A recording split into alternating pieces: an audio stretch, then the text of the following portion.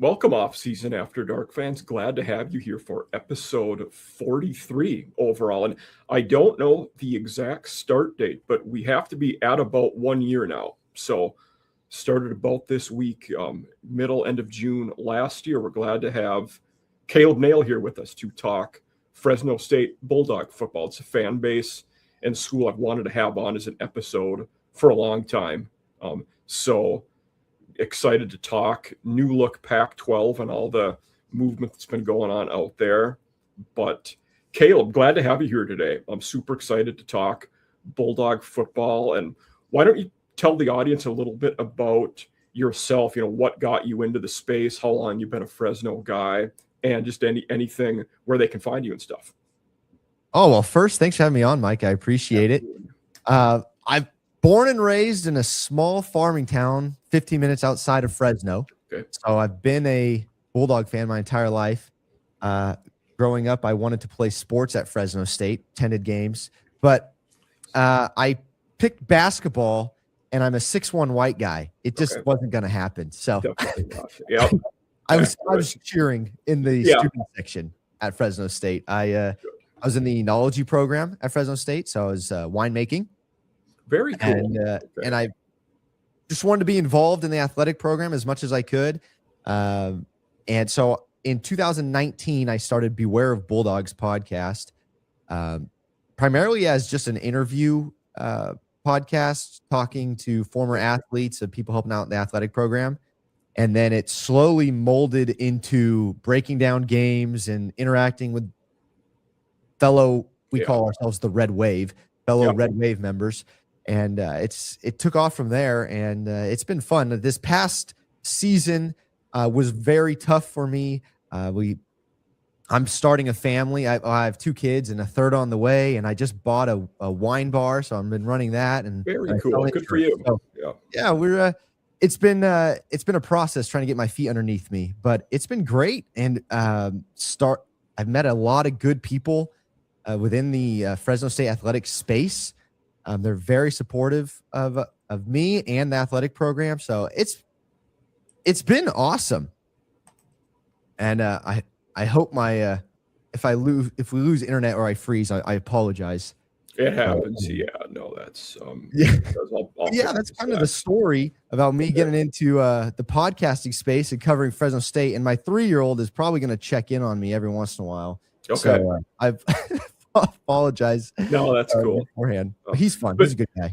2019, that's in, like I said, 43rd episode, probably 35 to 38 have been with other fan bases.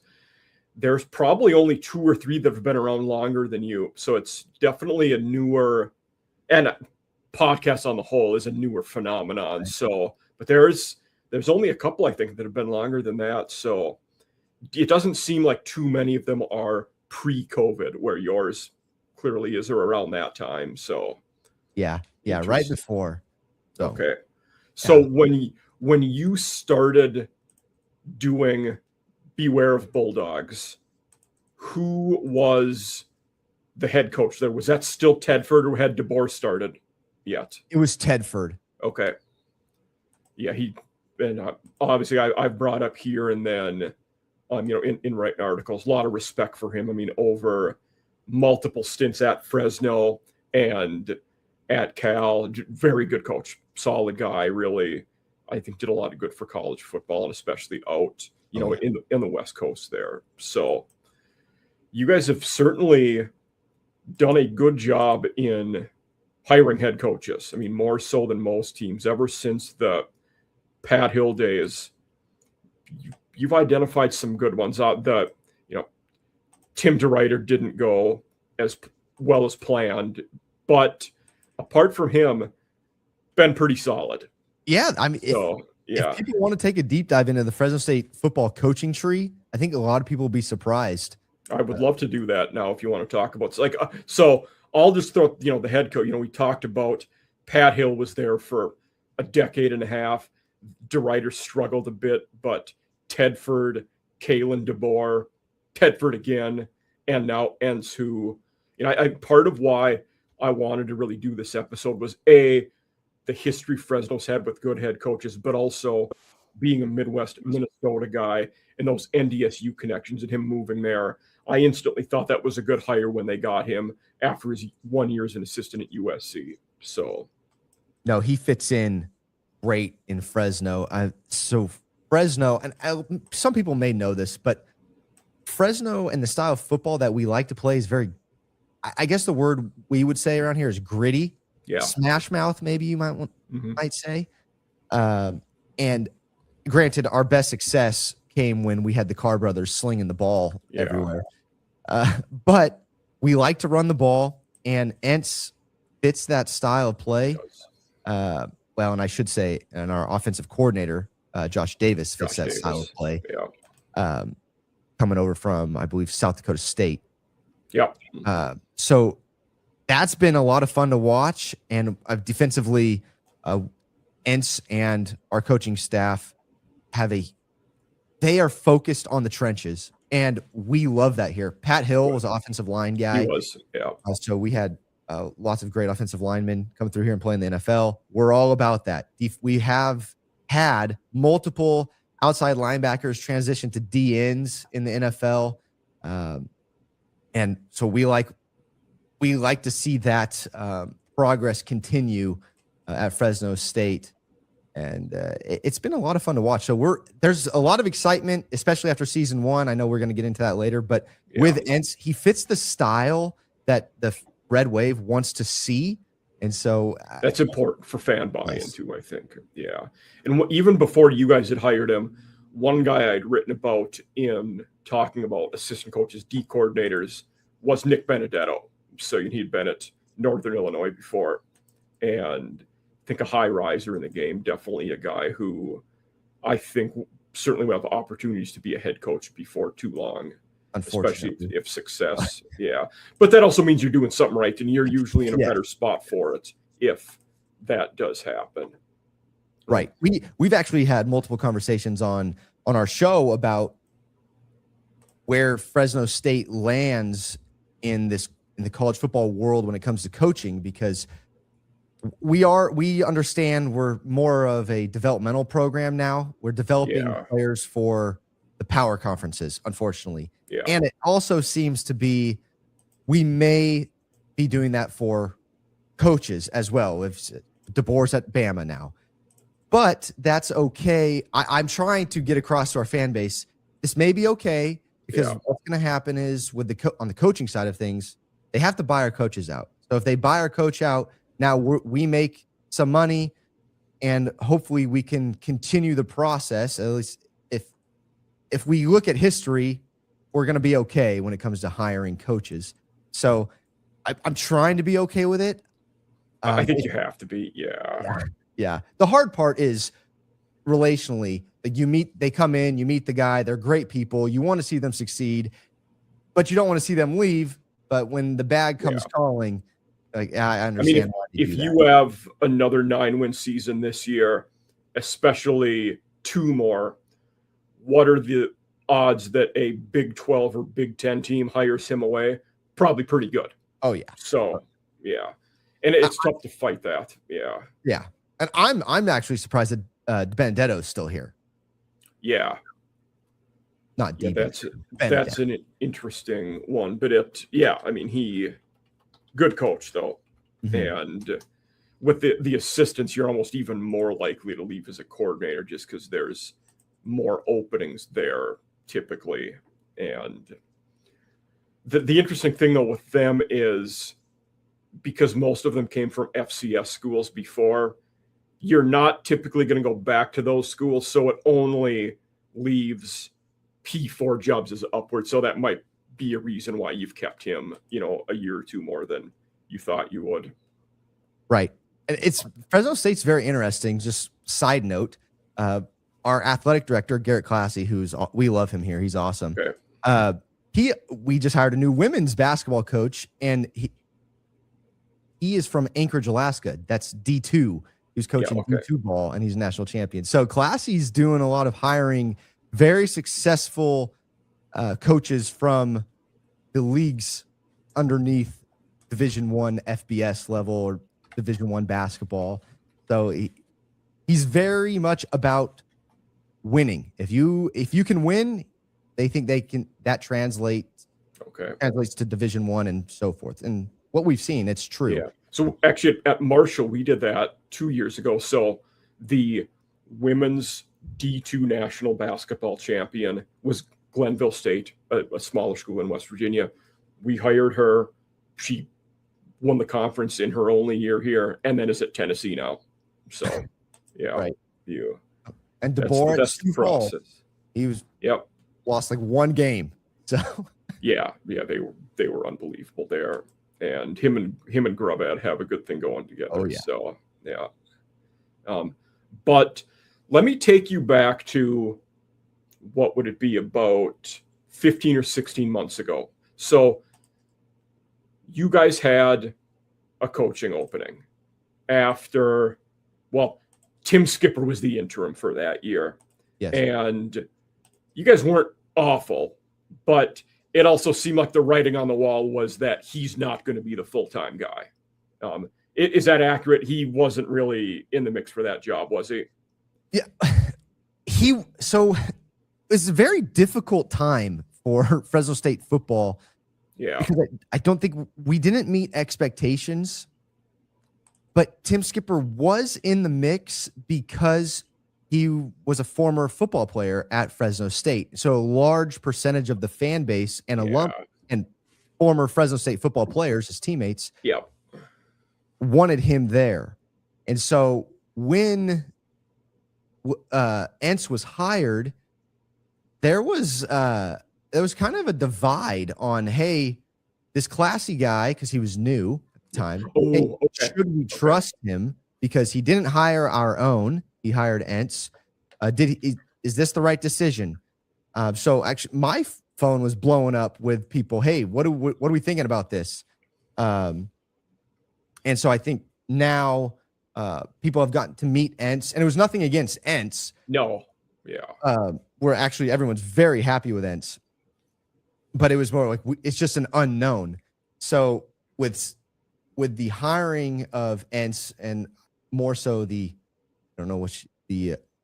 not hiring of Skipper, there was a big divide before the season in the fan base. Because I think there's some sense in that dynamic. If it's an outsider like Entz, you're just not hiring him. But if it's a former alumni, it's like you're turning your back on them. Right. So, yeah. And in Fresno, Fresno is very family oriented. Fresno State Athletics, the Red Wave, is very family oriented. We're all friends. We all get along. And I mean, you look at the coaches that were here. Pat Hill stayed in Fresno a long time. He still lives here. Okay. Tedford played at Fresno, and then DeBoer came on. He worked for Tedford. He was recommended by Tedford. So it was almost like staying in the family. The one guy that kind of hired from the outside was DeRuiter, and it didn't work out well. So there was still kind of a sour taste in Fresno State's mouth from people from the outside. So I think there's that added to everything. Yeah, that makes sense. Yeah, I definitely understand that, and especially like drawing another parallel with Marshall. Like, we won the conference 2 years ago, and then Charles Huff left, but there was bad blood there, and it was a big deal to people. Like, we need to hire a West Virginia guy. It's not something I buy into, but it's a real feeling among the fan base and the locals. So I definitely get where you're coming from there.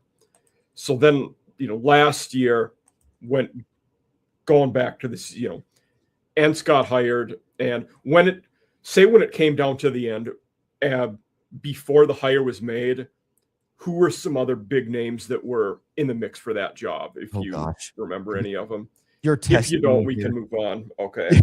I don't, honestly, I don't remember. Yeah. It was, it seems like that one moved pretty quick, and that hire was a pretty efficient one, if I remember. Yeah, it was. Classy did a great job, and they moved through it pretty quick. And then, we lost a couple guys, but there were some big names that stuck around. Yes. And that was a sign to me that, hey, this guy Entz, he knows what he's doing. He's getting along with the players. I mean, we saw him after they introduced him, I believe at the press conference, he stuck around because players showed up to the press conference. Yeah. And he stayed and he talked to them. I mean, that's the business he's in, but he's a great guy. He's a family man. I mean, he's got kids and a wife. His kids are playing ball. And one of his boys was on the team at NDSU when he was his last couple years there. Yeah. Yeah. So I mean, he knows how it works. Plus, he's a great guy and he's very involved in the community, and his wife is as well. Okay. So they know what they're doing, and they're just good people. And I mean, when you run into a good person, like, we see it, and we can read if you're genuine or not. And he's very genuine about it. Okay. And the players saw this, and so by them sticking around, that says a lot to a fan base. Definitely. Yeah, I mean, just being present and taking the time to do that is going to go a long ways, especially when you're in those early stages of forming those relationships with people. And slight slide out back there, I am glad to see that Tim Skipper did finally get a head job. You know, he had last year was the interim. And everybody gave Jerry Neuheisel a lot of the credit at UCLA when they started winning after the firing Foster. And Neuheisel did deserve some of that, but I think everybody forgot. No, actually, Skipper was the interim head coach and did organize a lot of that. So glad to see him at Cal Poly now and get a head job at that FCS level. So we are very happy for Skip. Yep. And the only thing I'm disappointed about is that Cal Poly's, it's only 2 hours away from us, so he might take some of our guys, which is maybe. I mean, you'd hope that you'd be on a different platitude than them and recruiting a level up. But it also might be in the next year or two a situation for him where if some of your guys aren't playing and want to transfer down to play, he could be picking off some of those guys. But at that point, they're not playing for you. So that's a whatever. But actually, it's a bigger conversation about Sac State coming up to D1. That's I can get that. And I think for them, Alonzo Carter was a good hire, former Brent Brennan guy who's at San Jose State and then Arizona last year, another guy who would know the area well. Right. But going back to now, we'll get into rehashing last year a little bit. So year one of Entz, you guys finished 9-4 for those out there who didn't know, but lost to Kansas in the opener there. And I'll be honest, that game, you're usually going to pick the P4 school to win those games. I thought it would be a little closer than it was. I agree. That season opener last year, they were coming off of a poor year before, but then after that game, you guys went on a heater and won several games in a row up until Colorado State. So what was kind of the feeling around last year? Colorado State, at the time, it was like, okay, I wasn't sure. In hindsight, it looks like a really bad loss on paper. I mean, they were only 2-10 last year. Norvell obviously got fired. Then San Diego State got shut out in that one. I think they're going to be pretty good this year. That the Aztecs look to be pretty good in 26, but solid season of that. And then Utah State was a loss. I had a Utah State guy on last, so that was one of the very few out west guys I had on the show last year. But I gave a very abbreviated look at last year. What you and the people more in the trenches with the Red Wave. What did you guys think about last year? Oh, sorry, my 1-year-old is now crying, but. Okay. That's not how we felt about last year, by the way. Okay. We're very. It was a mixed bag last year. The fan base expected a little more, and I say that because blowout at Kansas. I don't think we expected a blowout. Scoreless against San Diego State, which that's a good team, but you mentioned that, and then a Colorado State team who was underperforming last year, and we. Good win against Georgia Southern, who's always a solid team. I will say, and so I think because of those losses, we missed. We had some higher expectations, and we missed those expectations because of those losses. And then there was, I think quarterback play was poor last year. And so the fan base was left wanting more. Okay. Especially that position. And I mean, we've been spoiled here at Fresno State. We've had great quarterback play from Trent Dilfer, Sweeney before him, the Carr brothers, Jake Hayner, and Marcus McMarion, who beat Boise and Boise for a Mountain West championship. So we've been spoiled. And then we got Warner's kid. Yeah. And so I thought EJ would be a little better last year than he was. Not physically, I think he's talented, and there was the potential, but didn't work at Temple or Rice. And then I thought it might be better, but it really wasn't, like you said. Yeah. And I wanted a little more from EJ. I will say that we had some injuries on the O-line that I don't think helped. That's one of the things we talk about on the show is, for some reason, Fresno State, ever since I've been doing the podcast, we have not been able to keep a healthy offensive line. Many teams across the country can't. And we are always up there. Guys are always playing different positions from when they started the season because of injuries. And so it'd just be nice. So I think that the reason I bring that up is because our running game was supposed to be our primary. I mean, going into last, I know from doing college fantasy stuff, me and a lot of people were talking Donaldson as one of the top 5 G6 running backs last year. Right. And he should have been. Yes. But we struggled blocking for him. And so it put us in a lot of second and long, third and long situations where the defense knew what was going to happen. And so now we're relying on EJ to go make a play. And even then, he wasn't granted a whole lot of time. I don't want to, EJ made poor decisions and bad throws. Not saying it was not his fault. But this is a team game. And when the line doesn't block well, you're forced to make throws that you just don't want to make. So there were expectations that were not met. And even though expectations were not met, we won 9 games with a first-year coaching staff, with a quarterback that was brand new to the playbook. Yeah. So for me, a 9-win season, no matter what, and a bowl win, I'm happy. That's great. For me, any situation where you have a first-year coach and win 9 games, that's a win. There's rarely going to be a situation where that's not acceptable in a first-year head coach. Oddly enough, I can only think of 2 of them. One of them was Kalen DeBoer, because that wasn't enough for their fans, apparently, when he left.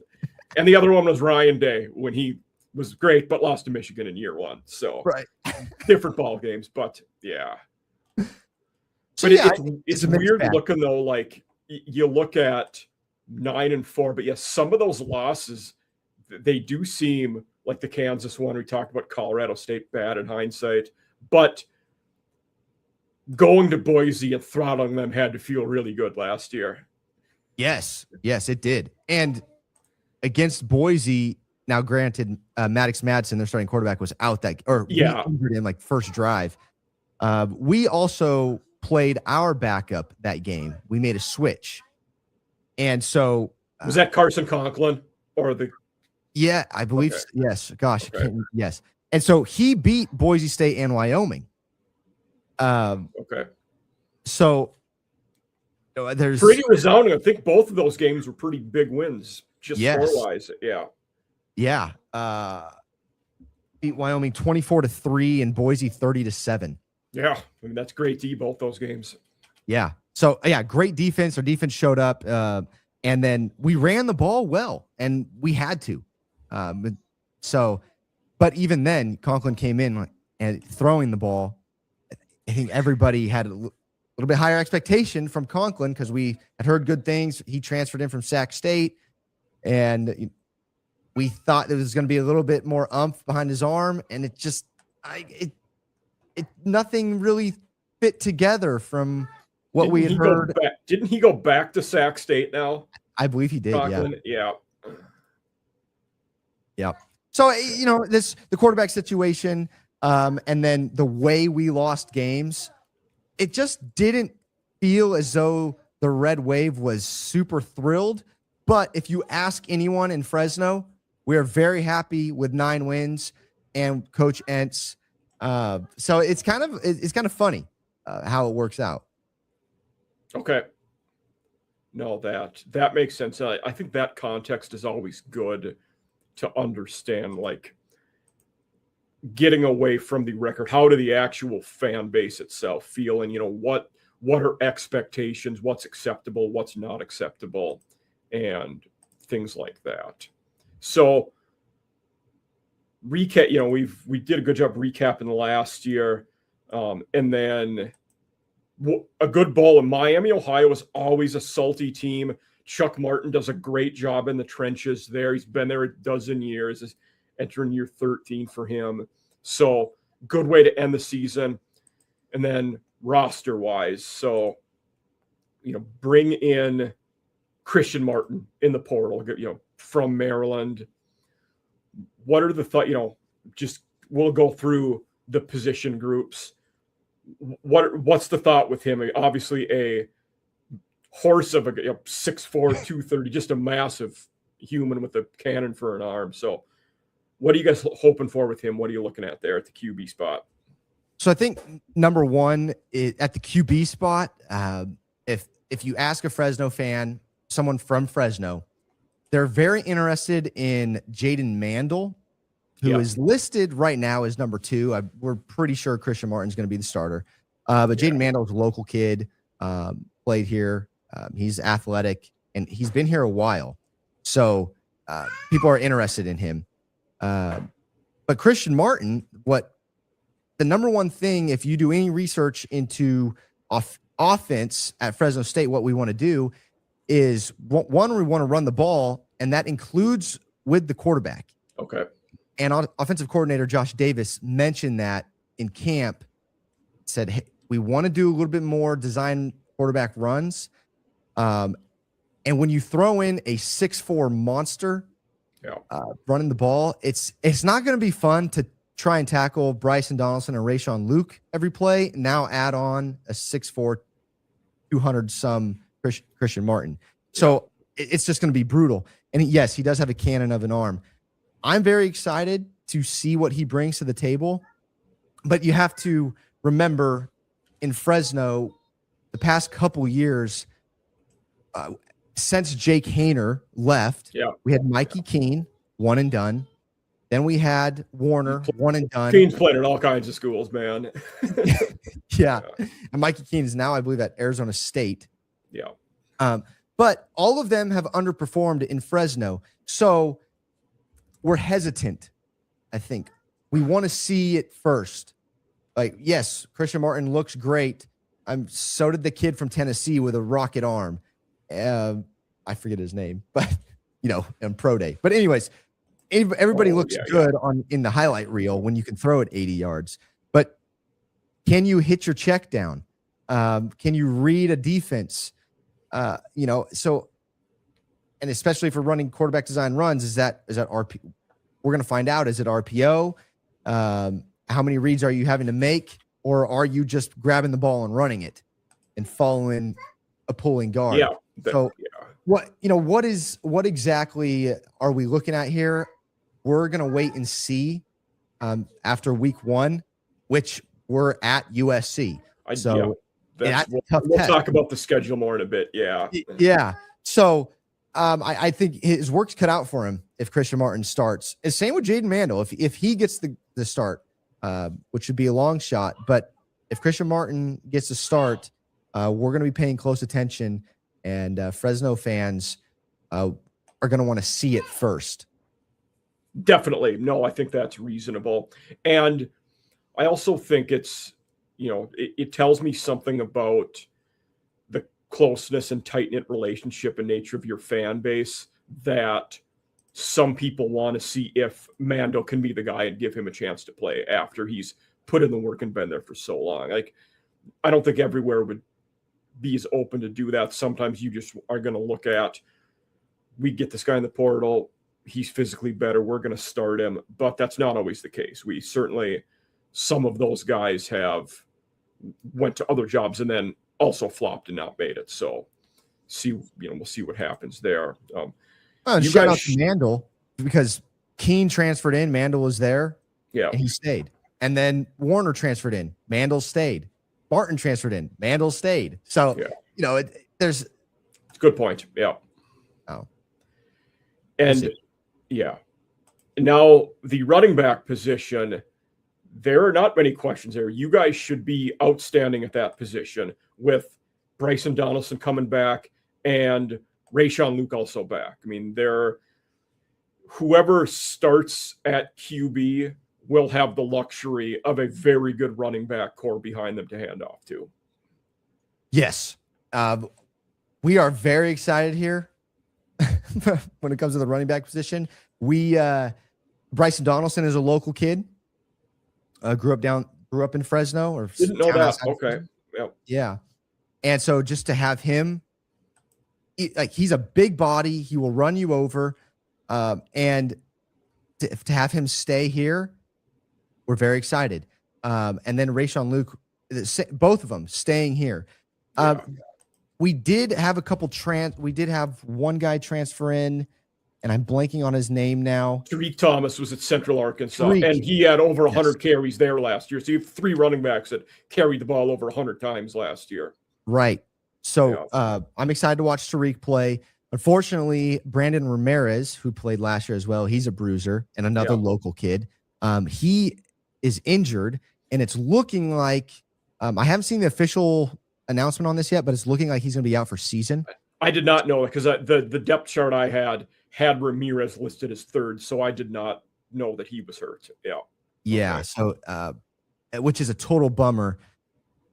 But with Tariq there, and he's a different style of running back than Donaldson, and even Rayshon. So I think there's 3 guys that are going to be able to hit him in the mouth, and that's the style of play we want to have in Fresno with this coaching staff. So we're very excited for running back. And I'm just going to throw out there, I think this is one of the top running back rooms in the country, and people aren't talking about it. So, I mean, because it's being overlooked because Boise has some pretty good running backs. But I think this is a dark horse running back room. Yeah. G6 wise, there aren't any I can think of right now that I would say are better. I mean, they're probably the best one in the country at that position. I definitely, off the top of my head, I can't think of a better one right now.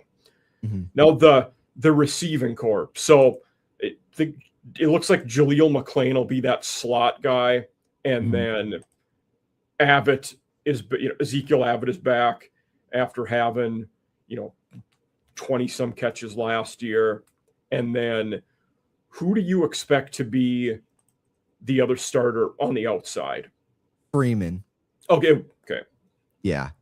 So Josiah Freeman. Yeah. And I was curious about him. Sorry to cut you off there, but because one of the depth charts I looked at said he graduated. The other one was he was on it. So I was unsure about which of those was accurate, if he did have another year of eligibility. Okay. Yeah, no, that's fair, because he was granted another year. And then he came out. Kind of the big story in the offseason was he came out. He released that Ole Miss is kind of like tampering with him, trying to get him money before he wasn't in the portal. Yeah. And so he released that. So, and he chose to stay here. Another, this, which speaks volumes to me, and I think some other fans, or to our fan bases.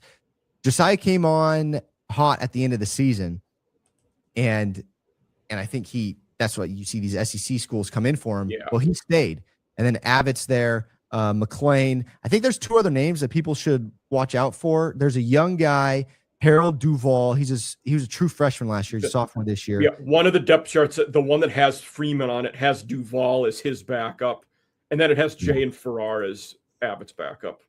Yeah, and then we do have there's another Jordan Malauulu. Okay. He actually, a lot of 2 deeps you'll see Rayshon Luke as a returner, but don't be surprised if you see Malauulu taking kickoff returns or punt returns back. Okay. He's shifty, and he can move. He can get moving. So the one I'm looking at does indeed say Luke as the kick returner and Mala'ulu as the backup there. It does have him as the punt returner as well. Okay. Yeah. So, don't be surprised if you see him taking first team reps on when it comes to special teams as a specialist. The wide receiver side of things, we have, so we used to be small and fast, short to intermediate passing game. Yeah. Now with the style that Entz and Davis are playing, we're moving to bigger wide receivers on the outside that can go win jump balls. And they're working on their speed now. So and that's the kind of guys you get at NDSU. You're bigger guys that you're going to run and take deep shots down to this, let them make one-on-one plays. Yeah. And that excites me as a basketball player. I love to go see that. That's, I mean, when I was a kid or I was a student, we had Devontae Adams, and he did that all day long. So that's always fun to hear. So, it's going to be interesting to see the wide receiver room and see if we can keep these guys happy because we want to run the ball a lot. Yeah. Can they block? I'm sure they will, but can we keep them happy by getting them touches? We will see. Yeah. No, that's a good point. And then at the tight end position, it seems like that's a room with something to be had. Richie Anderson, we know transferred to Texas A&M. So one of the two guys that do biscuits and SEC is one of our brother channels under our same umbrella. They're A&M guys. So I talked about that transfer before, and he, 30 catches last year. So that's a loss for you guys. But who do you expect to be, in that tight end room? I see Brock Liam returns, and then Applegate transferred from Northern Illinois. Is it going to be between those two? Yes, and I think both of them are going to play a lot because we run a lot of 2 tight end sets. Yes. And Applegate, I think he was rated the number 1 blocking tight end by PFF. So that's nice. It's very impressive for us. Brock Liam was injured last year, but he's very athletic. He's going to be a lot of fun. This tight end room is another room that I think people should watch because we have some very athletic tight ends. Obviously, we're going to be running the ball, so they like tight ends that can block. But the guys that he inherited are very athletic as well, like Liam and these guys. So it's going to be a lot of fun to watch. But I believe Applegate is going to get more reps just because he's a blocker. And but there's that Benedetto connection. We're bringing a lot of guys in from NIU, and they have a similar mentality and style of play that we do, even offensively. Just tough. They did. With Hammock, they definitely had that. Now they have the interim for this year, but it'll be fun. I think a lot of play action. What I'm looking for, and I didn't touch on this from quarterback play with Christian Martin, is a lot of play action rolling out, probably hitting the tight end on some short intermediate passes, and looking to run as well. So the tight ends will be used a lot in this offense. Good to hear. Yeah. And I will say, in looking, at the depth charts and returners and so on, it says you guys returned 3 starters on the O-line. I've only talked with one other guest this offseason where that was the case. Everybody else, they're returning 0, 1. A couple of them had 2 O-linemen, just because it just seemed like this is a year where a lot of O-linemen were leaving after, exhausting there and having that portal year. But also at the G6 level, your good O-linemen are getting plucked by the bigger schools just because it's such a dire need for some of them. So you have to feel really good about returning 3 starting O-linemen on a team that won 9 games and ran the ball like you did. Yes. I am very big on winning games in the trenches. I think if you have a good O-line and an experienced O-line, you're going to win a lot of games. Yeah. So at Braden Walton returning is huge for us. I will be curious with if he has another good year this year, it might be tough to there because there will be the absolute elite blue bloods that will want him to go there if he has another good year. Yes, 100%. The only thing we have going for us is that he's another local kid. Okay. So I mean, I've mentioned that a lot lately, as you could tell. This coaching staff I mentioned, and people were worried about him being from out of town. They're bringing in a ton of local studs. Okay. And Walton looks the part of an NFL tackle too. Like he has the frame and the massive height, long, or like he looks like that guy. Yeah. People asked me last year, hey, who's going to get, people always ask me, who's going to get drafted from Fresno State? Like, well, the best shot is Walton, but he was a freshman. So, yes. Oh, yeah. Yeah. So we're very excited to have him back. He'll be at left tackle. Yeah. Going back to our previous chat, like talk about the potential of if you guys are really good and Entz gets a P4 job, he's asking Walton if he wants to come with him. Oh, no doubt. Yeah. No doubt. That's what it is. Yeah. Yeah. And I wouldn't be surprised if Davis or Entz gets this big P4 job, that a lot of these O-linemen stay with them, because the O-line is kind of, they're in the spotlight here in this offense. Yeah. That's a good way to put it. Yeah. Yeah. So Fanua is our projected starting left guard. He's a returner and he's a senior. We have a transfer, Oscar Weigel, German last name, I'm guessing. Okay. Young guy, I believe he's transferred from Purdue at center. He was at University of San Diego last year, but he's been at a couple places. Yeah. Okay, yeah. Maybe that was somebody else. Anyways, okay, doesn't matter. We have this transfer coming in that's possibly going to play center. We also have and I talked to Braylon Henderson, who has played at Fresno State on the O-line before. So if Braylon gets the starting job at center, like there's experience there in this offense. He's a returner, not consistent starting reps, but he's played in the system. The depth chart IAP does say Henderson at center, as the projected likely guy there. Yeah, so there's a possibility that he's there. And then right tackle is also returning Roland Fullwood. He's a senior. Okay. Yeah, so there's a possibility that we have 4 of our 5 offensive linemen that are returners and have reps. Good. So would be great, and I would love that. So, well, Barnett, the guy that transferred from UCF, is he a guard likely?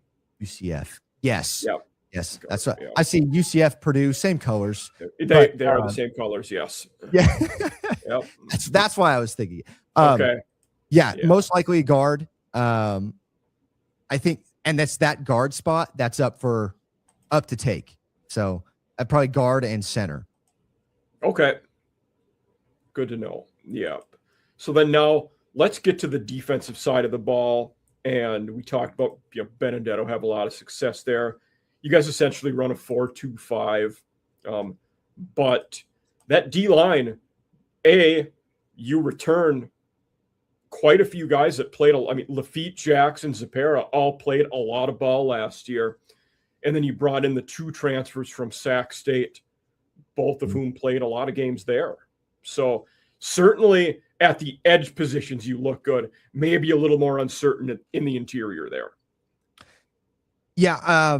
Lafitte and Owusu, both returning starters they'll be inside most likely. Okay. And then Jazon Jacks, bigger D end. He's a senior as well. Yep. And then Sione Noah he is also an end, and he's a returner. Not a returning starter, but he's played and had reps. And he was in the rotation last year, and I believe he got hurt. So realistically, all 4 starters are returners. And so, and they're good. And they are, I believe the 2 are D tackles, which Lafitte and Owusu are juniors, and our outside guys are seniors. So, which means bigger, developed. And I like that on the D line.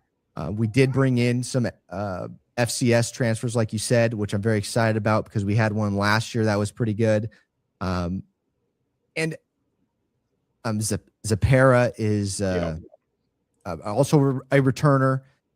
So yep, he was one of them that was on my radar on the depth chart here. And then the transfer that, other than the Sac State guys, the one I wanted to ask about was Maverick Noonan. Is that something up, because I saw him listed there like as a transfer from Nebraska, but then not on the depth chart I was looking at. So I wasn't sure what to make of that. Sometimes when that's the case, the guys are no longer with the team, but I don't know what his case is.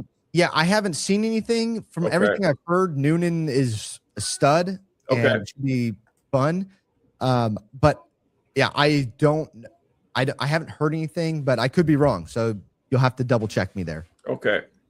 Yeah, it sometimes the two sites where I do the depth charts at, they're slow to the game with the G6 schools. So that could be the case too. And it's just they're not moving as quick as they would be other times. Mm-hmm. Yeah, I haven't heard anything recently. Then linebacker wise, Kavion Thunderbird, coming back, was, I think, your guys' second or third leading tackler. Mm-hmm. Or for the linebackers. I think some of the safeties had more, but a guy that was, I'm guessing, was he hurt part of last year? Yes. Because I saw he was listed as second, but only played 7 games. That logically told me he was probably hurt for part of the season. Yeah, so, he did. Okay. He got injured. Yeah, but really, Pearson's the only starting linebacker that you guys lost. Mm-hmm. And the rest of them, Thunderbird, Kajavi, and then Logan Stutt, all back, and guys that played almost every game or every game. Yeah, this linebacker core is tough, a lot of fun to watch, experienced, and a couple local guys. Kajavi and Stute are local kids. Okay. So people, their families they're at the game, every game, and awesome. All their friends. So it's fun to watch. And then, and then Thunderbird, if he can stay healthy, he was so fun last year. Not only do I think he'll be first team all names team, but he could be first team all conference this year as well. I mean, he brought a lot to the table last year when he was healthy, and he was performing well. So I really like this linebacker core. I think the only thing I will say about the linebacker core that I'm paying attention to is their speed. Can we keep up with speedy running backs, or if we get stuck, in zone D in the slot or something like that? Hopefully, like you said, we play 4-2-5. Yeah. So most likely they're not going to be matching up. Typically, that nickel type guy is going to be more versatile. Yeah, you'd hope. Yeah, to do that. But if they get stuck, can we keep up? Because we don't have the guy. These boys are big hitters. Yeah, Thunderbird's definitely that B gap to B gap run stopper, Mike linebacker type guy. Yeah. Yeah. So I'm curious to see how they perform in pass defense. Okay. Yeah, that's reasonable. Not many. Not many guys at the collegiate even at the P4. Very few are going to be elite at both running and pass D. Right. So that's just the nature of the beast. Yeah. Right. And then in the defensive backfield, looking there, that's where it seemed like you guys did lose more guys. It looked like, Simeon Harris is back and Ethan Tierney. Most everybody else graduated. I did see Taylor Powell transferred in from Northern Illinois. Presumably that's another guy that followed Benedetto there. And then Croy Stewart was one I noticed from UCLA. But I couldn't say I knew much about, what that D-back room is going to look like, just because it's probably guys that were backups with you guys last year. Yeah, and this is the biggest question mark on the entire team, other than quarterback, I would say, but even more so than quarterback, is at corner. Simeon Harris, A lot of people are saying he's going to be the nickel position. We'll see. The depth chart I have does indicate that would be the case. Yes. Yeah. So we'll see where he lines up though, because I like him at corner. Yeah. But other than that, we don't. One thing with him too, former Colorado and Utah State guy, I wonder if it's almost his preference to play nickel, because if he has a shot long-term to play in the NFL, he will be at that slot guy. He's not going to be an outside guy. Maybe he wants to move to help his long-term potential, even if it wouldn't be the best for the team this year. Right. I could see that. Now, he is our best player in the secondary. So as long as he's on the field, I'm happy. He's and then there have been question marks at safety, but I think we lost some guys. But Ryan Wilson, who played last year, got hurt. The guy's just been beat up with injuries his entire career. He's another guy that was crossed off my list as exhausted eligibility, but he must have won another year. Yes. Yeah. Okay. So he's back at safety, and then Ethan Tierney most likely. And we had some transfers come in at safety, like you said. So it's going to it's going to be fun to see. I hope it's going to be fun to see how this works out. But there's a lot of question marks with DBs, and I'm hoping that our experienced D-line and big D-line forces quarterbacks to make quick decisions so that we don't have to worry too much about them. Fair. Absolutely. No, that's fair. Yeah, I think that's a good way to put it. So, but yeah, other than Simeon Harris, it's kind of up in the air. Okay. We'll see who marches out there week 1. Makes sense. Yeah. Now, let's move a little to week 1. So looking at the schedule, a bit obviously you at USC in the opener, that paycheck game that all of us at the G6 level need to survive. That is, there is no shame in it, even though nobody really wants to talk about it. But that's what it is. Marshall opens at Penn State this year. I feel it. Oh. So, yeah. And then Alabama in 27. So. Oh, my word. But then you guys, week 2 should be a fun one for you guys with Sac State jumping up to FBS and you guys having them at home this year. It's a fun non-conference game. Very much so. I think this very quickly over 1 year became a rivalry game. So, and especially I actually think Sacramento State is a huge game, and it's not being talked about in Fresno that much right now because we're focused on USC, which as it should, because everybody wants to beat USC. When Reggie Bush and Leinart were there, we played them, and it was a great game. Yeah. Unfortunately, it's Reggie Bush's Heisman moment. It was, but we were in that game the entire time. We should. Yeah. There's a conversation, but we should have won that game. So anyway, since then, the Red Wave and the Bulldogs, we've wanted to beat them so bad, and we've been close a couple times. But Sacramento State, this is a big game because if we perform well, there's no chance that, like we said earlier at the beginning of our chat, there's no chance that Sacramento State's going to be stealing our guys. But if Sacramento State comes into our house and performs well, and God forbid they beat us, that's going to hurt a lot. It will. So we really need to kind of shut them up, I guess. I think that's fair. Put that marker down right away and say, metaphorically, you guys are in FBS now, but you're not at our level yet. And right. I think that's the message you want to send in a situation like that, especially to a very close proximity regional rival. Right. So we are Big Brother. Yeah. Then you got another regional-ish game. We go to San Jose State the week after that, and they were not as good as I expected they would be last year. I thought they would improve over what they had been in Numatalalo's year 1, 3-9. I do have a lot of respect for him as a head coach, so I think he's pretty good.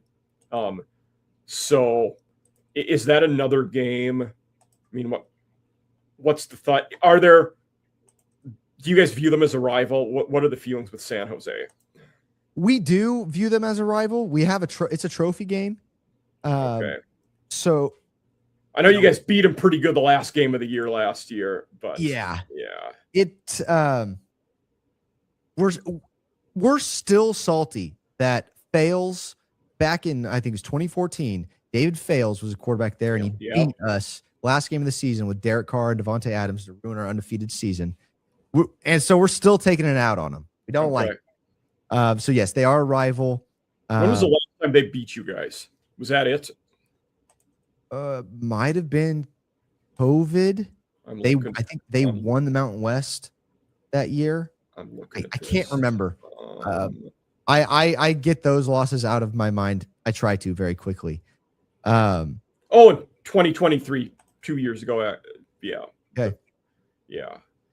There you go. Yeah. I forgot about that one. They were legit. They were really good at throwing the ball that year, though. So was that Nick Nash? Yeah. Yes. Yeah. Yeah. Yeah. Okay, I remember. He had 200 targets. Yeah. Yeah. So but yeah. I don't think I'm not. You never know what can happen in a rivalry game, but we've handled our business for the most part against San Jose State. We get that we're at San Jose that this year, so we'll see. Not that like they have great home field advantage there, but it's still away from home, and we'll see. I think the way that we're set up this year with our team and how we're built, there's not many teams. There's really only two teams in the pack that I'm looking at, and that's Boise and San Diego State. Yeah. I was talking to one of my buddies a couple days ago and just about all of G6 in general. And he was looking at like future props and stuff for making the playoffs.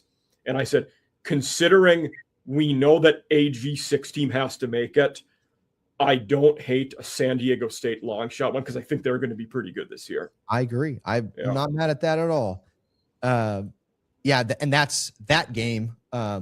We do get them October 17th in San Diego. So it's going to be tough because they, with the new style of play, they like to throw the ball all over the yard. Yeah. And like I said, our question mark is our secondary. Yes. Are we going to be able to either A, get after the quarterback, or two, make a couple plays when the ball's in the air? Sean Lewis is a good coach too. Mm-hmm. Yes. So they'll be. And you got Boise earlier this year. They're going to want revenge, I imagine, in that game after last year. So that'll be an interesting one. Yeah, we get them at home. Praise the Lord, we get them at home. Yeah. And it's so in the Mountain West, we played Boise every other year because they're in the other division. Yeah. And this Fresno State versus Boise game has become a rivalry ever since they beat us when David Carr was here and we were ranked nationally. And then they kind of had this huge come up, and now they're one of the, they're the top G6 team for the past 2 decades or so. Yeah. Kind of stole our thunder. So, and then, but we've played good games with them ever since and kind of dominated Mountain West, both of us. Didn't you guys beat them when they had Ginty, right? 23 or 24? One of those 2 years? Yeah. Oh, yes. Alexander Madison. 23. Yeah, 23. Yeah. Yeah. And so, and then they actually took our running back last year. Forgive me, I can't remember. Don't forgive me. I mean, I can't remember his name, but because I moved on. But Malik Sherrod. Yes. So they took Malik Sherrod last year. Yeah. So I mean, we really do not like Boise here. Don't wear a Boise shirt to Fresno State Stadium, please. Okay. Just warning any Boise fans out there. Yeah. So I think it's going to be a good game. Both these two teams are ranked 1 and 2 when it comes to offensive line and defensive line experience in the Pac-12. Okay, that's not shocking. Yeah. Yeah. And to me, that is the best ranking to judge how good a team is going to be, offensive line and defensive line, in my opinion. And so it's going to be a fun game. And both running back rooms are very good. So, I mean, this game Yeah, could be, Sire Gaines is back for them, and I forget the other guy, but yeah, it could be, a 14-10 football game. yeah, Who knows? But it's going to be a lot of fun, and there's a lot of hate there. yeah. Utah State will be another interesting one. Mendenhall, is a very good coach. A lot of experience there. They 6-7. They weren't great last year. That was also his first year there. I think they'll continue to get better as long as he's there. They're pretty solid. And then you guys also get Texas State. They joined the conference after leaving the Sun Belt, the conference that, Marshall is in. So they came to Huntington last year. I saw them. If you get a chance to go to San Marcos, they actually have it's a pretty fun place to go for a game. So we are there. We're in San Marcos this year. Yes, I saw that. Yeah. So that could, if you have the opportunity, that could be fun. They'll be pretty talented. Brad Jackson is a good QB for Texas State. They'll throw the ball a lot. Kenny's a good young head coach. I think as good as they've been under him, they've not reached expectations. Like they were, every year they figured they'd win the West and, be Sun Belt contenders, go to the conference title game. They actually never did win the West or qualify for the conference title in their time in the Sun Belt, which the other Sun Belt team fans are quick to remind them when they left, naturally. But still, with the resources they have, good coaching staff, they'll be competitive in any G6 conference and they'll be okay. But it also feels like the rest of the, U7 are kind of the same mold, and they're a little bit of an outlier from everybody else in the conference. Yeah, it's going to be fun. I've noticed that because on my X, Caleb_Nail in ALE, I put up a post, who's the best quarterback in the pack. And Brad got the most votes. Yeah. Everybody says Brad is the best. I don't hate that. Yeah, him and Jaden Denigle's pretty good too at San Diego. I would definitely say one of those two. I think so. I think people are sleeping on Denigle. I think a lot of people are going to say Madsen with how Boise performed last year. To me, that's more of a system. Like we haven't seen it out of him per se. I think it's just his supporting cast is. I agree with that 100%. Sorry, go ahead. No, you go ahead.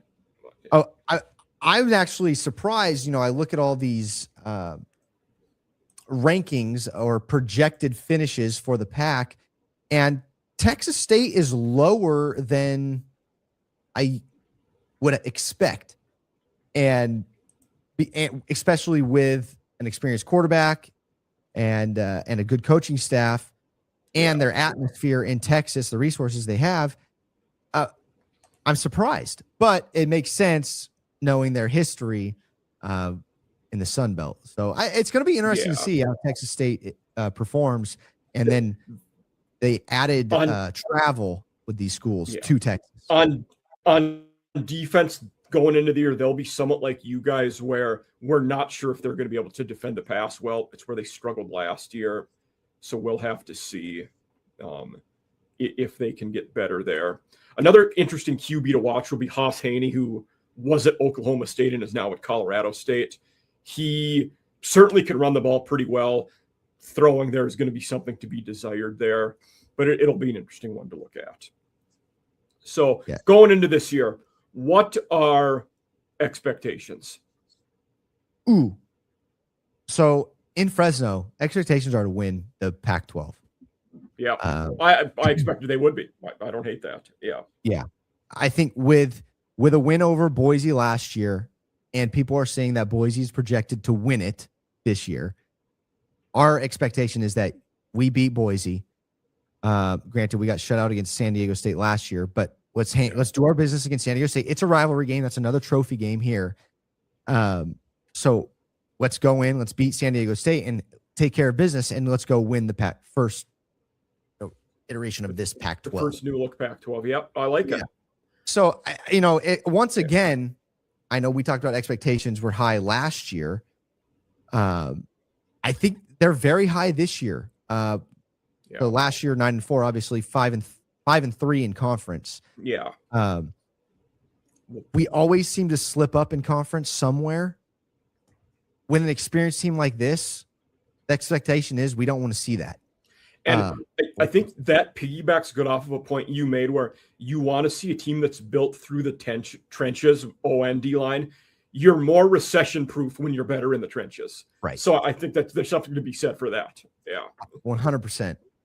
So, I mean, we get we're at Washington State this year. I think we should beat them. We get Oregon State at home. It's another that game has history there. So we're going to there's a lot of tough games on this schedule. Not as tough as in years past, I think, because I think some of these teams are down. But because of that, expectations are high, and you still got to play these tough rivalry games away from home. So we're going to see. I think realistically, if I'm being honest, I think we probably finish second or third behind Boise and San Diego State with 2 or 3 losses in conference, probably being to Boise and San Diego State. Okay. We have a flex game at the end. Yes, I wanted to ask about that. So explain that more. Yeah. So how the Pack is doing this is you're going to play another team that you most likely have already played. And from what I hear, I don't know if I've seen this anywhere, but I was looking it up and I couldn't find it, but I thought we're playing San Diego State again. So if we have to play San Diego State twice. See, I was assuming it would, when I saw the flex one, I was assuming it would go off of like 1 and 2 would play each other and something like that. But yeah, I can't okay. Off the top of my head. And I was looking into it before we started and I couldn't find anything, but I thought I had heard San Diego State. I could be totally wrong there, but either way, if we pull a flex game and we pull Boise or San Diego State, that's a really tough pull for us. That would be nice. If I'm assuming if we pull San Diego State, it's a home game for us because on the schedule right now we're away, our first game, so that's good. But if we have to travel to Boise, it doesn't matter. Boise or San Diego State, it's going to be a tough game either way. So absolutely, yeah. It really depends who we pull on this flex game. I would like to play someone else. Yeah. But unfortunately, that's just how things are going to go. It's they're doing this to help the Pack try and get that bid to the playoff. So I don't know if that's going to help or not, especially if you have 3 teams that just beat each other up at the top. Yeah. Is it really going to help? It's tough. Yeah. And you almost wonder, does it hurt your bowl bids going into the postseason if you're beating each other up like that too? Right. I know why they're doing it. They hopefully a good team can add something to their resume. If Fresno State beats San Diego State twice, but loses to Boise and then wins the Pack with 1 loss to Boise, beats Boise in the championship game, well, that helps them maybe. Or does it? I don't know. So we'll see. We don't. Yes, it's kind of in the eye of the beholder at that point. We don't know. Yeah. Right. So that's a fair point. Yeah. Then we went time-wise, we're winding down here to the end, but there's a couple questions I always ask at the end. So those were the expectations. Now, what would you say absolute best case scenario? What would you say that record-wise is? I would say 11-1. I would agree with that. I think they're like best that would be. And now, worst case, what would you say? And that's always tough because you almost have to envision our quarterback is getting hurt in this scenario. But yeah. I honestly, I think worst case scenario is probably 8-4, maybe a 7-5. Okay. And the reason those 5 losses are probably a USC, Boise State, San Diego State, and then you're dropping 2 between Utah State, Texas State, Texas State, Colorado State, and maybe Oregon State. Or that flex game again, too. Oh, that flex game. Yeah. Yeah. That's fair. So I think that's worst case scenario. The fan base would not be happy with 500. No, it would not be. So I think I'm okay. But listen, 8-9 wins, that's a good season. And especially if we draw on that flex game a good team. So I'm okay with that. Anything lower than 8 wins, I think you're going to hear some grumbling from the Red Wave. I think that's reasonable. Yeah. Yeah. And I think with the experience that we have on this team and the returners, I think there's no reason that we shouldn't be a 9, 10, 11 win team this year. Okay. No, I would get in line with that. I think that's probably where most people would feel like, in your situation. So 2 questions I always ask our fan base or the viewers for our fans on the way out. Which coach in the new look Pac-12 is on the hottest seat, do you think? I don't know that any of them are on a particularly hot seat, which makes this easier. I will tell you mine after. I think Bronco Mendenhall at Utah State. Okay. I mean, he went 6-7 last year. But I'm with you. I'm looking through the teams. He also took over an awful situation too in the interim year with drilling after that. So yes. I mean, other than that, I don't know. I mean, so my choice is Kinney, even though they certainly weren't bad last year. But I made the point they've never really reached those expectations of they thought they would win the conference. They thought they'd be one of the best teams in the Sun Belt. I wonder if they're at that point where they know he's decent, but not the guy that can't get you over the hump. You're consistently going to be 7-8 wins, but not vault you to that next level. And I wonder if that would make them go search somewhere else, especially if being in a new conference gives heightened expectations again. Mm-hmm. Yeah, I can see that. No, I think I didn't keep up with the Sun Belt that much, so this is good for me to know. I will add, I mean, this is his first season at Washington State, but Kirby Moore. Yeah. He's not on the hot seat. I just wanted to throw in there. Kirby Moore was an offensive coordinator and wide receivers coach for us back in the day. And he's also a Boise State grad alum. Yes. So, I did know it was the Boise. Yeah.